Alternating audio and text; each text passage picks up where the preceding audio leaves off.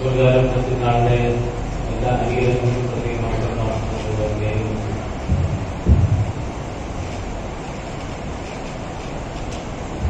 എല്ലാവർക്കും സുഖം തന്നെ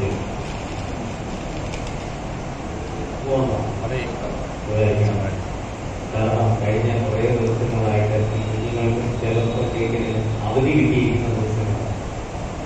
അതിന്റെ ഒരു ക്ലൈമാക്സ് പറയും കൊണ്ട് അവധി തീർന്നു. അപ്പൊ നമ്മളത് ഒരു പെരുന്നാളായിട്ട് തന്നെ ആഘോഷിക്കുകയാണ്. അപ്പൊ അതിന് ഭാഗ്യം കിട്ടിയിരിക്കുന്ന വളരെ അപൂർവം ഇടവക്കാരുടെ ഒന്നാണ് ഈ കത്തീഡ്രൽ ഇടവക്കാർ. അതുകൊണ്ട് തന്നെ ഇന്ന് ഈ കുർബാന വർദ്ധിക്കുമ്പോൾ ഓർത്തുകൊള്ളുക, ഒരാഴ്ചത്തെ നമ്മളുടെ ആഘോഷങ്ങളുടെ ക്ലൈമാക്സ് ആണ്.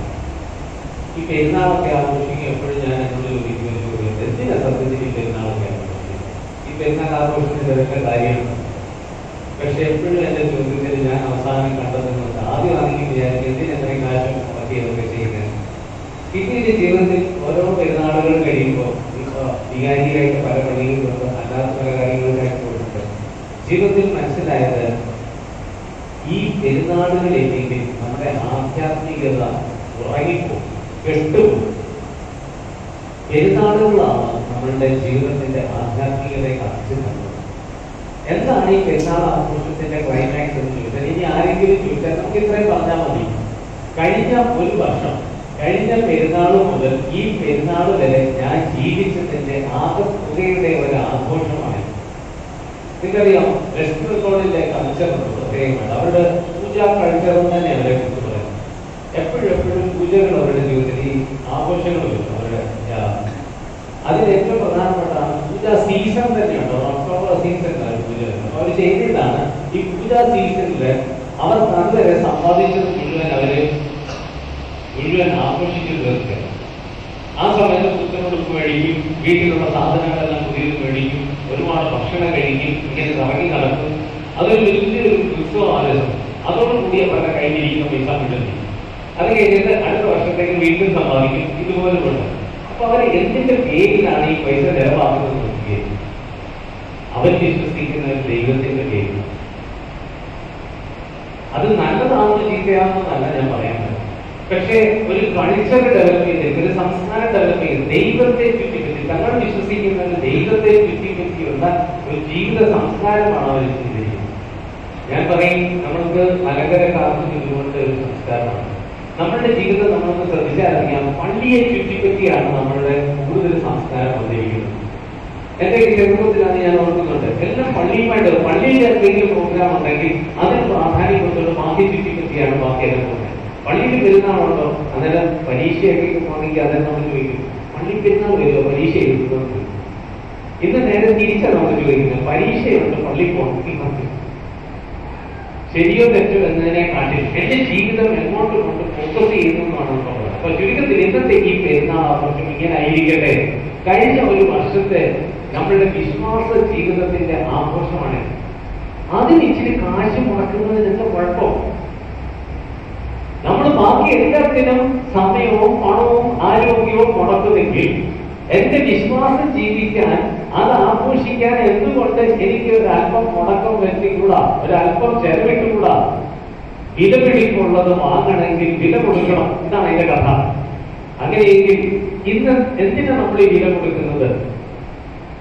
ചരിത്രത്തിൽ സംഭവിച്ചോ ഇല്ലയോ എന്നറിയാൻ വയ്യാത്ത ഒരു കാര്യത്തെക്കുറിച്ചാണ് നമ്മൾ വില കൊടുക്കാൻ പോകുന്നത്. ഇതെങ്ങനെ നമുക്ക് മനസ്സിലാകുന്നത്? പരിശുദ്ധ അമ്മയുടെ സ്വർഗാരോപണ തിരുനാളാണ് നമ്മൾ ആഘോഷിക്കുന്നത്. ഇത് നമുക്കറിയാം, കത്തോലിക്ക സഭയിൽ 1950 ഇത് കൃത്യമായിട്ട് ഒരു വിശ്വാസ സത്യമായിട്ട് നമ്മളുടെ കയ്യിൽ കിട്ടിയിരിക്കുന്നത്. കത്തോലിക്ക സഭയുടെ പഠിപ്പീരുകളുടെ പ്രത്യേകത നമ്മളൊന്ന് ശ്രദ്ധിച്ചാൽ നമുക്ക് മനസ്സിലാവും. എപ്പോഴും നമ്മളെ കുറിച്ചൊരു ക്രിട്ടിക്കലായിട്ടുള്ള ഒരു ചോദ്യമുണ്ട്. ഈ ഡോഗ്മാറ്റിക് എന്ന് പറയുന്ന വാക്ക്, ഡോഗ്മ, ഇതൊരു ഡോഗ്മ, വിശ്വാസ സത്യമായിട്ട് നിങ്ങൾക്ക് തന്നിരിക്കുക. തെളിവില്ലാത്ത കാര്യങ്ങൾ വിശ്വാസ സത്യത്തിന്റെ പേരിൽ പറഞ്ഞ് നിങ്ങൾ വിശ്വസിച്ചെന്ന് പറഞ്ഞ് വിടുന്നതാണോ? അല്ല, അതല്ല ഇവിടെ നമ്മൾ ചിന്തിക്കും. കത്തോലിക്ക സഭയുടെ പ്രത്യേകത ഇതാണ്, നമ്മുടെ ബൈബിളില് അല്ലെങ്കിൽ ചരിത്രത്തിൽ രേഖപ്പെടുത്തപ്പെടാവുന്നതോ ബൈബിളിൽ രേഖപ്പെടുത്തപ്പെടാവുന്നതായ കാര്യങ്ങൾ, എന്നാൽ വിശ്വാസത്തിന് യോഗ്യമായ കാര്യങ്ങൾ നമ്മൾ വിശ്വാസത്തിന്റെ യുക്തി കൊണ്ട് അത് മനസ്സിലാക്കി അതിനൊരു ലോജിക്കൽ കൺക്ലൂഷൻ വരുത്തിയിട്ട് സഭ നമ്മളെ പഠിപ്പിക്കുന്നതിന്റെ കഥയാണ് വിശ്വാസ സത്യം, ഡോഗ്മ അല്ലെങ്കിൽ ഡോഗ്മാറ്റിക് എന്ന് പറയുന്നത്. പരിശുദ്ധ അമ്മയുടെ ഈ വിശ്വാസം, പരിശുദ്ധ അമ്മയെ കുറിച്ച്, പരിശുദ്ധ അമ്മയുടെ ജീവിതത്തിൽ സംഭവിച്ച ഈ കാര്യം, അവൾ സ്വർഗത്തിലേക്ക് കരയേറപ്പെട്ടു, എടുക്കപ്പെട്ടു എന്ന് പറയുന്ന സത്യം ബൈബിളിൽ അങ്ങനെ എഴുതി വെച്ചിട്ടില്ല.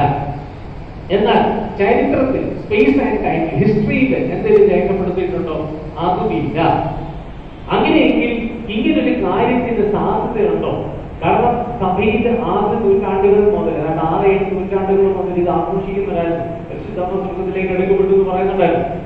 അങ്ങനെയാണെങ്കിൽ ഇത് സത്യമാണോ? ഇത് നമുക്ക് ആഘോഷിക്കാൻ പറ്റുമോ? ഇതിനെക്കുറിച്ച് അനേക നൂറ്റാണ്ടുകൾ സഭ നടത്തിയ വിശ്വാസത്തിന്റെ യുക്തി കൊണ്ടുള്ള അന്വേഷണത്തിന്റെ ക്ലൈമാക്സ് ആണ് 1950 മാർപ്പാപ്പ പറഞ്ഞത് ഇത് വിശ്വാസ സത്യമായിട്ട് നമുക്ക് സ്വീകരിക്കാം. ഇനി ഇതിന്റെ 1-2 കൊച്ചു തെളിവുകൾ നമുക്കൊന്ന് ലോജിക്കലായിട്ട് ചിന്തിച്ചു. ഇതിന്റെ സാധ്യതയുണ്ടോ? സാധ്യത. എങ്ങനെ സാധ്യത എന്നറിയാം. പക്ഷെ അത് ചിന്തിക്കുന്ന വഴി കൂടി ചിന്തിച്ചത് ഇതിന്റെ സാധ്യത കാണുന്നു. ഒന്ന്, ബൈബിളിൽ ഇത് ഉണ്ടോ എന്ന് ചോദിച്ചു കഴിഞ്ഞാൽ ഇങ്ങനെ എടുക്കപ്പെട്ടെന്നൊന്നും പറഞ്ഞിട്ടില്ല. പക്ഷേ ഇങ്ങനൊരു സാധ്യത ഉണ്ടെന്നുള്ളത് വെളിപാട് പുസ്തകത്തിൽ പറയുന്നത്. വെളിപാട് പുസ്തകത്തിൽ 12-ാം അധ്യായത്തിൽ ഒരു സ്ത്രീയെ കുറിച്ച് പറയുന്നത്. അവളുടെ രൂപമാണ് അവിടെ നല്ല ഫാഷൻ കലയിൽ ഒരുക്കി നിർത്തിയേക്കുന്നത് പോലെ ഒരുക്കി നിർത്തിയേക്കുന്ന സ്ത്രീയെ കുറിച്ച് പറയുന്നത്. എങ്ങനെ പറയാം? അവളുടെ ഉടയാട എന്തുകൊണ്ടായിരുന്നു?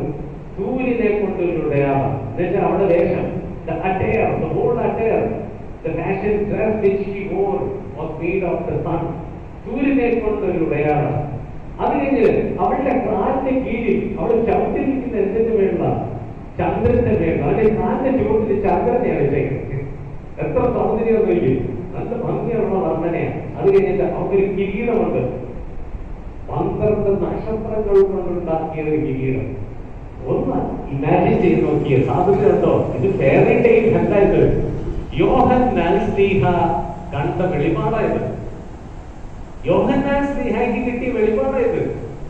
അങ്ങനെ ഒരു സ്ത്രീയെ കുറിച്ച് പിന്നെ താഴോട്ട് ബാക്കി പറയുന്നുണ്ട്. ഈ സ്ത്രീയെ കുറിച്ച് പഴയ നിയമത്തിൽ പറയുന്നുണ്ട്, പുസ്തകത്തിന്റെ വായന കൂട്ടത്തിലുണ്ട്. ഈ സ്ത്രീയെ കുറിച്ചാ പറഞ്ഞ പാമ്പിന്റെ തല തകർക്കും, നിന്റെ തല തകർക്കും എന്ന് പറഞ്ഞ സ്ത്രീയുടെ കഥയാണ്. അത് കഴിഞ്ഞ് ഇത് തന്നെ അവിടെ വെളിപാട് പുസ്തകത്തിൽ പറയുന്നു. ഓക്കെ, ഇതാണ് ബൈബിളിൽ നമുക്കുള്ള ഒരു തെളിവ്. ഇങ്ങനൊരു രൂപത്തെ നമ്മൾ കാണുന്നത്. അടുത്തത് ശ്രദ്ധിച്ചേ. പിന്നെ നമുക്ക് പരിശുദ്ധാത്മ സ്വർഗത്തിലേക്ക് എടുക്കപ്പെട്ടു എന്ന് പറയുന്നതിന്റെ പിന്നെ നമുക്കുള്ള തെളിവെന്താ? അപ്പോക്രിഫൽ ഗ്രന്ഥങ്ങൾ എന്ന് പറഞ്ഞിട്ട് നമുക്ക് ചില ഗ്രന്ഥങ്ങളുണ്ട്. അതായത് നമ്മൾ ബൈബിളിലോട്ട് അത് എടുത്തിട്ടില്ല, എന്നാൽ പൊതു വിശ്വാസ സമൂഹത്തിന്റെ ഇടയ്ക്ക് ചില വിശ്വാസങ്ങളൊക്കെ പോയിരുന്ന് എഴുതി വെച്ചിരുന്നത്. അരിമത്യക്കാരൻ ജോസഫ് എന്ന് പറയുന്ന ഒരാളുടെ പേരിൽ ഒരു അപ്പോക്രിഫൽ ഗ്രന്ഥമുണ്ട്. അതിനകത്താണ് ഈ കഥ പറഞ്ഞേക്കുന്നത്. പരിശുദ്ധ അമ്മയുടെ മരണ സമയത്തെ കുറിച്ചാണ് അത് പറയുന്നത്. അത് പറയുന്നത് ഇങ്ങനെയാണ്: പരിശുദ്ധ അമ്മ മരിക്കുന്നതിന് 3 ദിവസം മുമ്പ് മാലാഖമാർ അവളോട് വന്ന് പറഞ്ഞു, നീ മരിക്കാൻ പോവാന്ന് പറഞ്ഞു. അതിനു മുമ്പ് അനേക വർഷങ്ങൾക്ക് മുമ്പ് മാലാഖമാർ എന്ന് പറഞ്ഞ കഥ അറിയാമല്ലോ. എന്താ പറഞ്ഞേ? നീ ഗർഭം ധരിക്കാൻ പോവാ, പരിശുദ്ധാത്മാവാൽ ഗർഭം ധരിക്കാൻ പോവാ, അങ്ങനെ നീ ഒരു രക്ഷകന് ജന്മം നൽകും. അത് സംഭവിച്ചു ചരിത്രത്തിൽ. പക്ഷെ ഇവിടെ പറയുന്ന സാധനം ചരിത്രത്തിൽ ആ രീതിയിൽ രേഖപ്പെടുത്തിയില്ല. ഈ അപ്പോക്രിഫൽ ഗ്രന്ഥത്തിൽ എഴുതി വെച്ചിരിക്കുന്ന കാര്യം ഞാനീ പറയുന്നത്. മാലാഖ 3 ദിവസം മുമ്പ് മാലാഖമാര് വന്ന് പറഞ്ഞു, അമ്മേ നീ മരിക്കാൻ പോവാ, നിന്നെ സ്വർഗത്തിലേക്ക് കൊണ്ടുപോകാൻ സമയമായി, നിന്റെ ആത്മാവ് സ്വർഗത്തിലേക്ക് പോകാൻ സമയമായി. ഓക്കെ, അപ്പൊ അമ്മയ്ക്ക് സങ്കടമായിരിക്കും ഉണ്ടായത്, സന്തോഷമായിരിക്കും ഉണ്ടായത്. അമ്മയ്ക്ക് ഒരു ചെറിയ സന്തോഷം, അതുപോലെ തന്നെ ഒരു ആഗ്രഹം മാലാഖമാരോട് പറഞ്ഞു. മാലാഖമാരോട് അമ്മ ഒരു ആഗ്രഹം പറഞ്ഞു എന്ന് പറയുന്നത്, എനിക്ക് യേശുവിന്റെ ശിഷ്യന്മാരെ എല്ലാം ഒന്നുകൂടെ കണ്ടാൽ കൊള്ളാമെന്ന് ആഗ്രഹമുണ്ട്. കാരണം ആ സമയമായിട്ട് ശിഷ്യന്മാരെല്ലാം പല വഴികളും പോയില്ലയോ, അങ്ങനെ പല വഴികളും പോയി. ഇവിടെ എന്ത് ശിഷ്യനാ വന്നേ? ഇന്ത്യയിലേക്ക് എന്ത് ശിഷ്യനാ വന്നേ? തോമസ് ഡേ ആയോ? തോമസ് ഡേ ഇന്ത്യയിലേക്ക് പോകും. അപ്പൊ തോമസ് ഡേ ഇന്ത്യയിലേക്ക് പോകുമ്പോ തോമസ് ഡേ ഇന്ത്യയിൽ നിന്ന് അവിടെ ചെല്ലണമെന്ന് പറഞ്ഞു. അപ്പൊ മാലാഖമാരോട് ഈ ആഗ്രഹം അമ്മ പറഞ്ഞു. അപ്പൊ മാലാഖ പറഞ്ഞു, കുഴപ്പമില്ല, സംഘടിപ്പിച്ചു തരാം. അങ്ങനെ ശിഷ്യന്മാരെ മുഴുവൻ മാലാഖമാര് ശിഷ്യന്മാരെ എല്ലാം അവിടെ കൊണ്ടുവന്നു എന്നാ പറയുന്നത്. അപ്പൊ മരിക്കുന്നതിന് മുമ്പ് ശിഷ്യന്മാരെല്ലാം അവിടെ ഉണ്ടായിരുന്നു. പക്ഷേ ഒരു ശിഷ്യനില്ലായിരുന്നു, പാവം തോമസ് ഡേ ആയിട്ടായിരുന്നു. ഇന്ത്യയിലേക്ക് വന്ന തോമസ് ഡേക്ക് മാലാഖ പിടിച്ചോണ്ട് പോകാൻ സമയം കിട്ടിയില്ലെന്നായിരിക്കും തോന്നുന്നത്. എന്തായാലും ആളവിടെ എത്തിയില്ല. ബാക്കി എല്ലാവരും ഉണ്ടായിരുന്നു. 3 ദിവസം കഴിഞ്ഞപ്പോ ഈ അമ്മ മരിച്ചു. നല്ല ഉറക്കത്തിൽ കഴിഞ്ഞു. അപ്പൊ അവർക്ക് മനസ്സിലായി ആള് മരിച്ചു, വിളിച്ചിട്ടൊന്നും എഴുന്നേക്കില്ല. അപ്പൊ ആള് വെച്ച് അപ്പൊ അവരെന്ത് ചെയ്തു? അടക്കാനായിട്ട് കൊണ്ടുപോയി. അവരവിടെ തന്നെ അടക്കി. അവരടക്കി കഴിഞ്ഞപ്പോഴാണ് അടുത്ത വിഷയം വരുന്നത്. ഈ അപ്പം തോമസിലേക്ക് ഇവിടെ മാലാഖമാർ അറിയിപ്പ് നൽകി അമ്മ മരിച്ചു എന്നത് പറഞ്ഞു. അപ്പൊ ഇവര് അടക്കി കഴിഞ്ഞപ്പോ നടന്ന സംഭവമാണ് അടുത്ത പുസ്തകത്തിൽ എഴുതിയിരിക്കുന്നത്. അടക്കിയിട്ട് ഇവരവിടെ അടക്കി കഴിഞ്ഞ് അവിടിരുന്ന് പ്രാർത്ഥിക്കുന്ന സമയത്ത് ഒരു വലിയ പ്രകാശം ആ കല്ലറയിൽ ഉണ്ടായി. പിന്നെ ഇവർ ഒന്നും കാണത്തില്ല. ആ പ്രകാശത്തിന്റെ ആധിക്യം കാണും. നമുക്ക് തന്നെ അറിയാമേ, നേരിട്ട് പോയി ഉച്ചയ്ക്ക് സൂര്യനെ നോക്കിയാൽ കണ്ണ് കാണാൻ പറ്റും. ഇരുട്ടായി പോയി. ഇതുപോലൊരു വലിയ പ്രകാശം ഉണ്ടായിട്ട് ഇവർക്ക് കണ്ണ് കാണാൻ വയ്യാതെ. ഈ സമയത്ത് മാലാഖമാര് വന്ന് അമ്മയെ ശരീരത്തോടുകൂടി എടുത്തുകൊണ്ട് പോയതാണ്. അതുകൊണ്ട് അവർക്ക് കാണാൻ പറ്റി എന്താ അവിടെ സംഭവിച്ചത്. മാലാഖമാര് വന്നൊക്കെ അവർ കണ്ടായിട്ട് പറയുന്നു. പക്ഷെ ഈ സമയത്ത് തോമസ് ഇന്ത്യയിൽ ഇരുന്ന് ഭയങ്കരമായിട്ട് സങ്കടപ്പെട്ടു. എന്നിട്ട് പറഞ്ഞു, എനിക്ക് അമ്മയുടെ അടുത്ത് പോകണം. പറഞ്ഞു, പക്ഷെ ഈ കലറയിലെങ്കിലും പോയി നിന്ന് പ്രാർത്ഥിക്കണം. ഇത് പ്രാർത്ഥിച്ചു. അദ്ദേഹം ആഗ്രഹിച്ചു. തീവ്രമായ ആഗ്രഹം കാരണം മാലാഖമാർ വന്ന് തോമസ് ഇവിടുന്ന് കൊണ്ടുപോയെന്നാ പറയുന്നത്. എങ്ങോട്ടാ കൊണ്ടുപോയെന്നറിയാം? ഒലിവ് മലയിലേക്കാണ് കൊണ്ടുപോയത്. ആ സമയത്ത് ഒലിവ് മലയിലേക്ക് കൊണ്ടുപോയി തോമസ് അവിടെ നിന്ന് പ്രാർത്ഥിച്ചുകൊണ്ടിരുന്നപ്പോ മാലാഖമാരിങ്ങനെ ആരെയും എടുത്തോണ്ട് പോകുന്നത് ആര് കാണാനിടയായി? തോമസ് കാണാനിടയായി. അപ്പൊ തോമസ് സംശയിച്ച ആരാ? അപ്പൊ തോമസ് വെച്ചിട്ട് അമ്മയാകാൻ സാധ്യതയുണ്ട്. പറഞ്ഞു മരിക്കും എടുക്കപ്പെടുന്നു സ്വർഗത്തിലേക്ക്. അങ്ങനെ തോമസ് ശിഷ്യന്മാരിരുന്ന് അമ്മ അടക്കി എന്ന് പറയുന്ന സ്ഥലത്തേക്ക് കൂടി വന്നു. തോമസ് വന്നിട്ട് പറഞ്ഞു, ഈ കല്ലറ തുറക്കണം, എനിക്ക് ഈ കല്ലറ തുറന്ന് കാണണം. ഇതുപോലൊരു വാശി പണ്ട് തോമസിനെ വിളിച്ച അറിയരുത്. ശിഷ്യന്മാരെ ഇതുപോലൊരു വാശി വിളിച്ച എനിക്ക് ആരെ കാണണം, യേശുവിനെ കാണണം, അവന്റെ മുറിവുകളിൽ തൊട്ട് നോക്കണം, എങ്കിലും വിശ്വസിക്കുന്നത്. തോമസ് വന്ന് ഈ കല്ലറ ഉറപ്പിച്ചു എന്നാണ്. കല്ലറ ഉറപ്പിച്ചപ്പം ശരീരം ഉണ്ടായിരുന്നോ? കല്ലറ ഉറപ്പിച്ചപ്പോൾ ശരീരം അവിടെ ഉണ്ടായിരുന്നു. ഇതാണ് ഈ അപ്പോക്രിഫൽ ഗ്രന്ഥത്തിൽ പറഞ്ഞു വയ്ക്കുന്നത്. അപ്പൊ അതിനർത്ഥം അമ്മ അവിടെ നിന്ന് ശരീരത്തോടു കൂടി എടുക്കപ്പെട്ടു. ഇത് 6-7 നൂറ്റാണ്ടായപ്പോഴത്തേനും നമുക്ക് 6 ലിറ്റർജിക്കൽ, കത്തോലിക്ക സഭയിൽ 6 ലിറ്റർജിക്കൽ പാരമ്പര്യമുണ്ട്. അതിൽ 3 ലിറ്റർജിക്കൽ പാരമ്പര്യത്തിൽ ഈ അമ്മയുടെ ഈ യാത്ര 3 രീതിയിലാണ് പറയുന്നത്. ലത്തീൻ പാരമ്പര്യത്തിൽ പറയുന്നതാണ് അസംഷൻ. അതാണ് നമ്മൾ സാധാരണ പൊതുവായിട്ട് ഇപ്പോൾ ഉപയോഗിക്കുന്നത്. എങ്ങനെ? അസംഷൻ. മലയാളത്തിൽ സ്വർഗാരോഹണം. സ്വർഗാരോഹണമല്ല, ആ വാക്കുകൾ തമ്മിൽ മാറരുത്. സ്വർഗാരോഹണം, സ്വർഗാരോഹണം, അസംഷൻ. സ്വന്തം ശക്തിയാൽ ദൈവം സ്വർഗത്തിലേക്ക് വരും. അതായത് യേശുവിന്റെ കാര്യമാണ്. എന്നാൽ ദൈവം വന്ന് ഈ ഒരു വ്യക്തിയെ കൊണ്ടുപോകുന്നതിനാണ് ആരോഹണം ചെയ്യാൻ സഹായിച്ചു. ഇതാണ് ലത്തീൻ ആരാധന പാരമ്പര്യത്തിൽ അസംഷൻ എന്ന വാക്ക് അവിടെ ഉപയോഗിക്കുന്നത്. ഗ്രീക്ക് ബൈസന്റൈൻ പാരമ്പര്യത്തിൽ വേറൊരു വാക്കാണ് ഉപയോഗിക്കുന്നത്. അവിടെ ഉപയോഗിക്കുന്ന വാക്കിന്റെ ഇംഗ്ലീഷ് ട്രാൻസ്ലേഷൻ ആണ് ഉറങ്ങി എന്ന് പറയുന്നത്. ഡോർമിയിലെ എന്ന വാക്കിൽ നിന്ന് പറഞ്ഞത് ഷീ വാസ് സ്ലീപ്പി എന്നാ പറയുന്നത്. ആണോ? മരിച്ചുപോയെന്ന് പറയുന്നില്ല. അവളുടെ ഉറക്കത്തെ, പരിശുദ്ധാത്മയുടെ ഉറക്കത്തെയാണ്, നിത്യജീവനിലേക്കുള്ള ഉറക്കത്തെയാണ് അവരവിടെ സൂചിപ്പിക്കുന്നത്. എന്നാൽ നമ്മളോ സുറിയാനി പാരമ്പര്യക്കാരോ ഇതിന് വേറൊരു പേരാണ് ഉപയോഗിക്കുന്നത്. നമ്മൾ ഉപയോഗിക്കുന്നത് ശൂനോയോ തിരുനാളെന്നാണ് ഉപയോഗിക്കുന്നത്. നമ്മുടെ ലിറ്റർജിക്കൽ പുസ്തകമൊക്കെ എടുത്ത് നോക്കിയാൽ മതി. ശൂനോ എന്ന വാക്കിനാണ്. അത് വേറെ, അത് കുറച്ചുകൂടി ആഴമുള്ള ഒരു അർത്ഥമായിട്ട് എനിക്ക് തോന്നുന്നു. നമ്മൾ ഇനി അത് പറഞ്ഞു പഠിക്കണം. അസംഷൻ എന്ന് പറയുന്നതിന് പകരം ശൂനോയോ. ശൂനോയോ എത്രയൊരു വാക്കിനർത്ഥം വാങ്ങിപ്പ് എന്ന് പറയുന്നത്. ഒരു സ്ഥലത്ത് നിന്ന് മറ്റൊരു സ്ഥലത്തേക്ക് പോയി. ഇതാ ഇതിന് സാധ്യതയുണ്ടോ എന്നാണ് ഇനി അടുത്ത പറയാൻ പോകുന്നത്.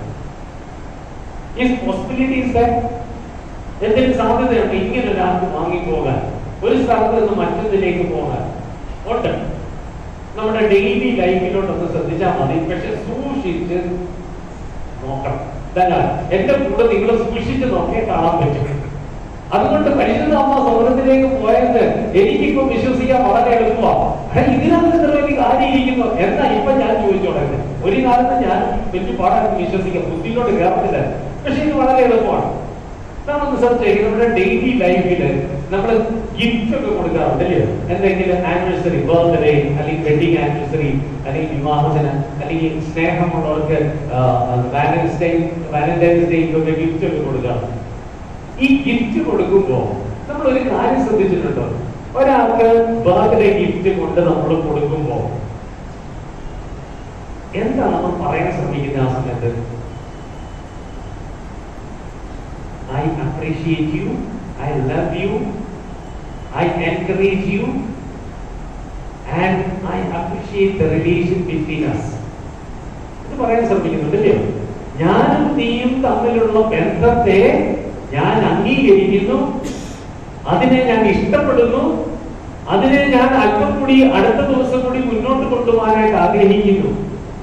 ഇനി ഞാൻ പറയുന്നതൊന്ന് ശ്രദ്ധിച്ചോണേ. ഈ ഗിഫ്റ്റ് കൊണ്ട് കൊടുക്കുമ്പോ ഇത് സത്യത്തിൽ വാഗ്ദാനം ആരെങ്കിലും പറയുന്നുണ്ടോ? ആരും പറയുന്നില്ല. ഇതാരും പറയുന്നില്ല. പക്ഷെ ഇതെന്തിയ സത്യത്തിൽ പറയാൻ ഞാൻ ശ്രമിക്കുന്നേ? ഇത് നമ്മുടെ ജീവിതത്തിൽ നിരന്തരം സംഭവിക്കുന്ന കാര്യമാണ്. ഞാനൊരു ഗിഫ്റ്റ് കൊണ്ട് കൊടുത്തപ്പോ കണ്ടോ, ഗിഫ്റ്റിൽ ഒതുങ്ങി പോകുന്നില്ല. എന്നാൽ ഈ സത്യത്തെ മനസ്സിലാകാത്ത ചില മനുഷ്യരുണ്ട്. അന്നേരം അവര് ഗിഫ്റ്റ് പൊളിച്ചു നോക്കിയിട്ട് ചോദിക്കുന്നു, ഓ ഇതാണോ ഇവൻ കൊണ്ടു തന്നേക്കുന്നേ, ഇതാണോ അവള് കൊണ്ടു തന്നേക്കുന്നേ? അങ്ങനെ ആരെങ്കിലും ചോദിച്ചിട്ടുണ്ടെങ്കിൽ എന്ത് പറ്റി? അവന്റെ ജീവിതം, അവന്റെ ആ ബന്ധം ഗിഫ്റ്റിനകത്ത് കൊണ്ടാണ് ഒതുക്കി വെച്ചത്. ഇങ്ങനെ ഒരാൾക്ക് അടുത്ത ബന്ധത്തെ കുറിച്ച് മനസ്സിലാകുന്നില്ല. ഇതിന്റെ പിന്നിൽ കിടക്കുന്ന രഹസ്യത്തെ കുറിച്ച് മനസ്സിലാകുന്നില്ല. അതിന്റെ പിന്നിൽ പറയാൻ ആഗ്രഹിച്ച സ്നേഹത്തെ കുറിച്ച് മനസ്സിലാകില്ല. എന്നാൽ ഇത് മനസ്സിലാകുന്ന ഒരു ശക്തി മനുഷ്യരുടെ ഇടയ്ക്കുണ്ട്. ആ ശക്തിയുടെ പേരാണ് ബന്ധങ്ങൾ, റിലേഷൻ. ഇന്ന് ഭാരതം 75 വർഷം ആഘോഷിക്കുന്നുണ്ട്. എന്തിന്റെ ആഘോഷമാണ്? ഇൻഡിപെൻഡൻസ്. എന്തിന്റെ പേരിലുള്ള ഇൻഡിപെൻഡൻസ് ആണെന്നറിയോ? സ്ലേവറിയിൽ നിന്നുള്ള ഇൻഡിപെൻഡൻസ്. ആരുടെ സ്ലേവ് ആയിരുന്നു നമ്മള്? ബ്രിട്ടീഷുകാരായിരുന്നു. സ്വർഗത്തിൽ നിന്ന് ഇറങ്ങി വന്ന മനുഷ്യരാണ്. നമ്മളെ പോലും മനുഷ്യനെ അടിമയാക്കിയതിൽ നിന്നുള്ള സ്വാതന്ത്ര്യമായിരുന്നു. മനുഷ്യനാകണമെങ്കിൽ 3 കാര്യങ്ങൾ വേണമെന്നാണ് പറയുന്നത്. Dependence, interdependence, independence. ഒന്നുകൂടെ പറയാം, മനുഷ്യനാകണമെങ്കിൽ 3 കാര്യങ്ങളാണ് വേണ്ടത്. Dependence, interdependence, independence. ഇതിന്റെ സ്വാതന്ത്ര്യം നമ്മൾ ഇന്ത്യ ആഘോഷിക്കുന്നത്. ഈ മഹാലോട്ട് നിങ്ങൾ നോക്കിക്കേ, 2 പൂക്കളുടെ കൂട്ടം ഒരു പില്ലറയിൽ ഇരിക്കുന്നത് നിങ്ങൾക്ക് കാണാമോ? അതെങ്ങനെ അതിന്റെ മേലിൽ കയറിയത്? പൂക്കൾ തന്നെ ചാടി കയറോള് ഇല്ല. പൂക്കൾ അവിടെ ഒരുക്കി വെച്ച ആളായിരിക്കണമെന്നില്ല അതവിടെ കൊണ്ടുവച്ചത്. അത് വേറെ ആരോ അവിടെ എത്തിച്ചത്. ആ പൂക്കൾ അത്ര ഭംഗിയായിട്ട് ഒരുക്കി വെക്കാൻ ഒരു മനുഷ്യന്റെ ബന്ധം ആവശ്യമായിരുന്നു. അത് എത്തേണ്ട സ്ഥാനത്തെത്താൻ മറ്റൊരു മനുഷ്യന്റെ ബന്ധമായിരുന്നു. അപ്പൊ ഒരുക്കി വെച്ച ആളും അവിടെ കൊണ്ടുവച്ച ആളും തമ്മിൽ ഒരു ബന്ധമില്ലെങ്കിൽ അവിടെ പോവോ?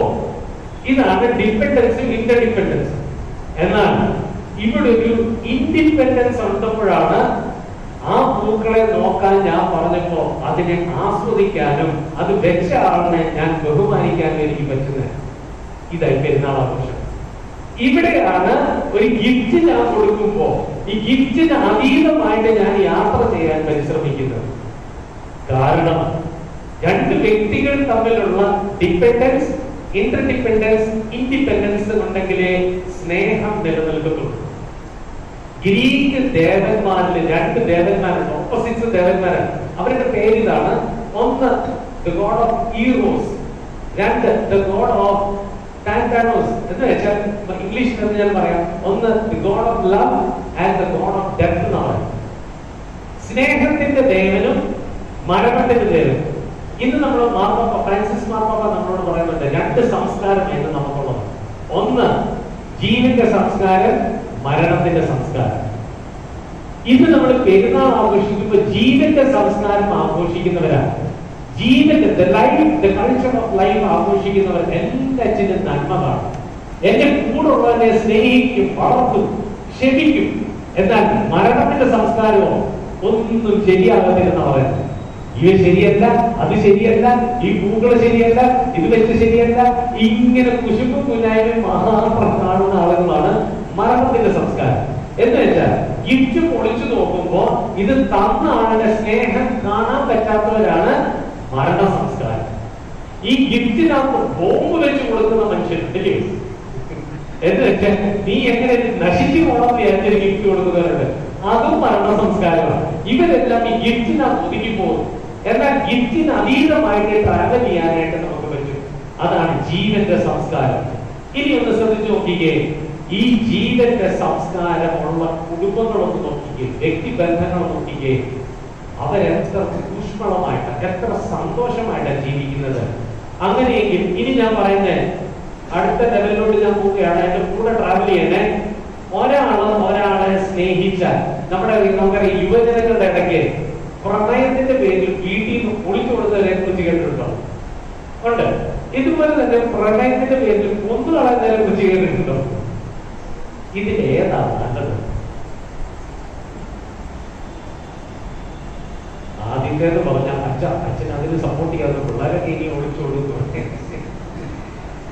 പിള്ളേരെ ഒളിച്ചു പിടിക്കാനോ കൊന്നുകളയാനല്ല ഞാൻ പറയുന്നത്. പ്രണയിക്കുന്നവർക്കറിയാം എന്തോ ഒന്ന് അവരെ ഇങ്ങനെ വലിച്ചുകൊണ്ട് പോകുന്നതെന്നറിയാം. ഇതാണ് പ്രണയത്തിന് ജീവന്റെ സംസ്കാരത്തിന്റെ പ്രത്യേകത.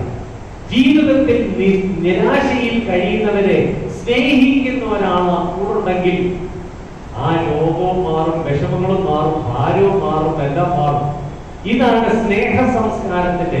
എന്ന് വെച്ചാൽ എന്റെ ശരീരത്തിൽ നിന്ന് എന്നെ ഇങ്ങനെ വലിച്ച് ജീവന്റെ സംസ്കാരത്തിലേക്ക് ഉയർത്തിപ്പിടിക്കാൻ സ്നേഹത്തിന് പറ്റും.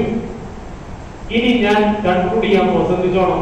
അസംഷൻ, സ്വർഗാരോഹണം ശൂന്യമോയോ നടക്കുമോ ഇല്ലയോ?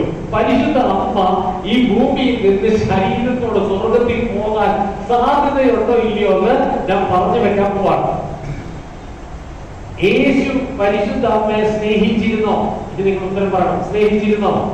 സ്നേഹിച്ചിരുന്നു. സ്വർഗം ഒരു സ്ത്രീയെ, മറിയത്തെ സ്നേഹിച്ചത് കൊണ്ടാണ് ദൈവത്തിന്റെ അമ്മയാകാൻ അവളെ തിരഞ്ഞെടുത്തത്. പരിശുദ്ധ അമ്മ സ്വന്തം മോനെ സ്നേഹിച്ചിരുന്നോ? സ്നേഹിച്ചിരുന്നു. ഇനി ഇത് രണ്ടും കൂടെ ഒന്ന് കൂട്ടി വായിച്ചേ. ഈ സ്നേഹത്തിന്റെ തീവ്രത ഉണ്ടായാൽ ഈ സ്വർഗത്തിലെ ഈ പുത്രൻ, ദൈവം തന്നെയായ ഈ പുത്രന്റെ സ്നേഹവും ഈ ഭൂമിയിലെ ഒരു സ്ത്രീയുടെ സ്നേഹം കൂടി ചേർന്നാൽ ഇത് ഈ ഭൂമിയിൽ ഒതുങ്ങാൻ പറ്റുമോ? ഈ ജീവിതത്തിന് പറ്റില്ല. ഇത് അറിയാതെ എനർജിയിൽ വലിഞ്ഞ് സ്വർഗത്തിലേക്ക് പോകും. നിങ്ങൾ ശ്രദ്ധിച്ചിട്ടുണ്ടോ? ഞാൻ നിങ്ങളോട് ഇപ്പൊ ഒരു പറയാം. നിങ്ങൾ ഇവിടുന്ന് വലിച്ചോണ്ട് പോകുന്നൊരു സാധനം പറയാം. ഇപ്പൊ ഈ പെരുന്നാൾ കുർബാന ഇവിടെ നടക്കുക. ഇങ്ങോട്ട് വരുന്ന വഴിക്ക് ഒരാൾ പറയുക, 10 മിനിറ്റിനുള്ളിൽ എന്റെ അടുത്ത് വന്നാൽ നിങ്ങൾക്ക് 5 കോടി രൂപ തരാം. പെരുന്നാളിന് വരുമ്പോൾ അങ്ങോട്ട് പോകും. അതിന്റെ ശക്തി കണ്ട വലിച്ചോട്ട് പോകുന്നേ. അതിനെക്കാട്ടിൽ എത്രയോ ശക്തി ഉള്ളതാണ് ദൈവത്തിന്റെ സ്നേഹമെന്ന് അല്പമെങ്കിലും രുചിച്ചറിഞ്ഞിട്ടുള്ള ഒരാൾക്ക് ഈ ഭൂമിയിൽ പിന്നെ ഇരിക്കാൻ പറ്റില്ല. അതിലേക്ക് വലിച്ചു പോകും. അങ്ങനെ ദൈവം സ്നേഹിച്ചവളെ, ദൈവം തന്നെയായ പുത്രൻ, അവൻ സ്വർഗത്തിലേക്ക് പോയി കഴിഞ്ഞിട്ട് ഈ സ്നേഹത്തെ ഈ ഭൂമിയിൽ നശിക്കാനായിട്ട് വിട്ടുകൊടുക്കാൻ ആ സ്നേഹത്തിന് പറ്റുമോ? പറ്റില്ല.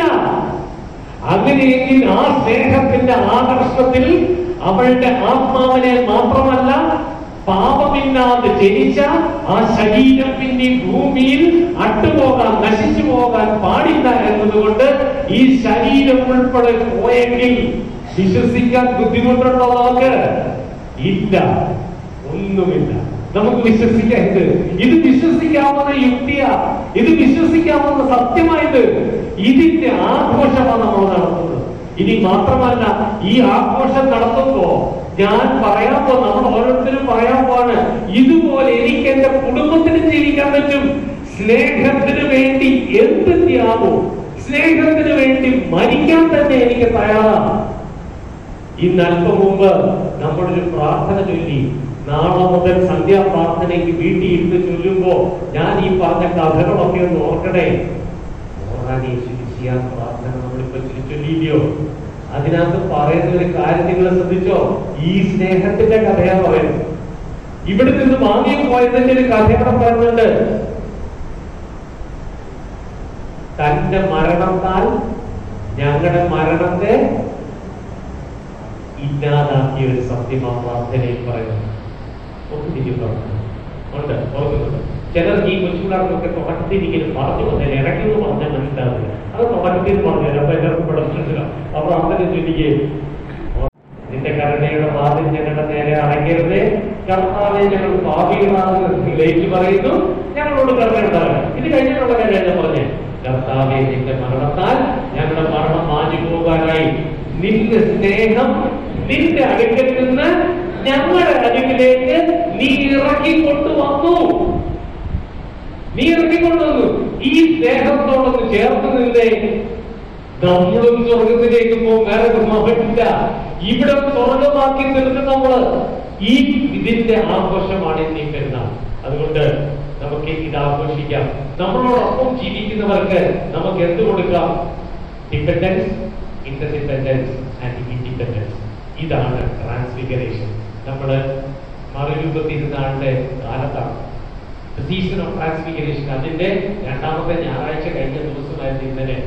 ആ കാലത്ത് ഇങ്ങനൊരു ട്രാൻസ്ഫിഗറേഷൻ ഈ പെരുന്നാൾ ആഘോഷത്തിന് സാധ്യതയുണ്ട്. കത്തീഡ്രൽ ഇടവക്കാർക്ക് ഇതിന് ദൈവം അനുഗ്രഹം ചൊരിയട്ടെ എന്ന് പ്രാർത്ഥിച്ചുകൊണ്ട് ഈ കുർബാന നമുക്ക് പൂർത്തിയാക്കാം. ഇന്ന് വളരെ കൃത്യമായിട്ട് അനന്യയായി ഞങ്ങൾ ഓർക്കുന്നു. ഇതുപോലൊരു ട്രാൻസ്ഫിഗറേഷനിലേക്ക് നീ ഇന്ന് ആകർഷിക്കപ്പെടുകയാണ്. യേശുവിലേക്ക് മോൾ ആകർഷിക്കപ്പെടുകയാണ്.